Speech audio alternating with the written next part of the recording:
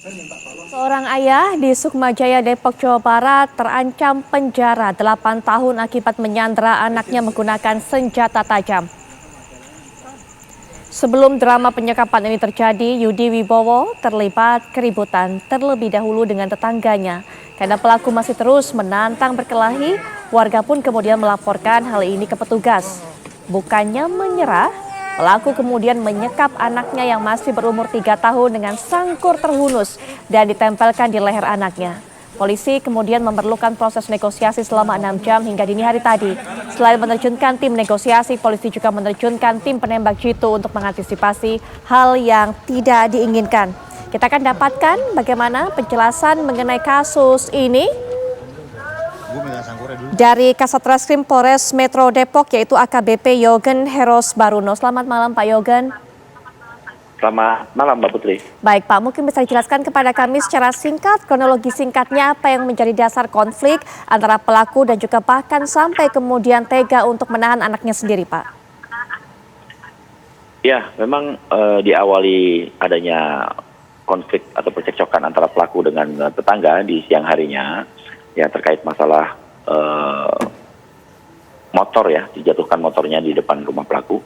Pada saat tetangga tersebut bertanya, pelaku malah marah-marah kemudian menembakkan senapan angin. Nah kemudian dari warga bersama Babin Kamtibmas mencoba untuk bermediasi dengan pelaku, ya. Kemudian pelaku sudah memegang sangkur saat itu.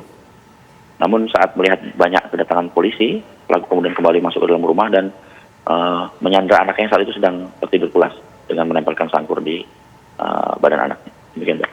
Sebenarnya bagaimana kondisi kejiwaan dari pelaku ini Pak? Karena yang kami sempat dapatkan kabarnya sempat menderita depresi pelaku ini.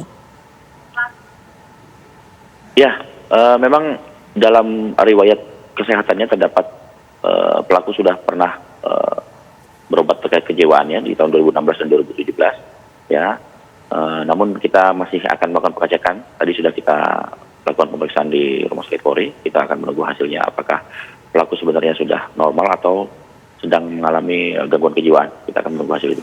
Baik, bagaimana kondisi dari anak kemudian juga pelaku ini saat ini Pak? Ya, untuk kondisi anak, setelah tadi pagi kita melaksanakan rapat koordinasi dengan Dinas Sosial, dengan UPTD, dengan mitra-mitra dari PPH lainnya. Kemudian kita akan melakukan asesmen trauma healing terhadap anak tersebut, ya. Dari pihak keluarga membawa sementara anak tersebut dalam perawatan keluarga, ya. Nanti dari terkait masalah trauma healing dan sebagainya akan dilakukan langsung menuju rumah. Demikian. Baik Pak Yogen, terima kasih Pak sudah meluangkan waktunya untuk bisa memberikan penjelasan mengenai kasus ini kepada kami. Selamat malam, selamat bertugas kembali Pak Yogen.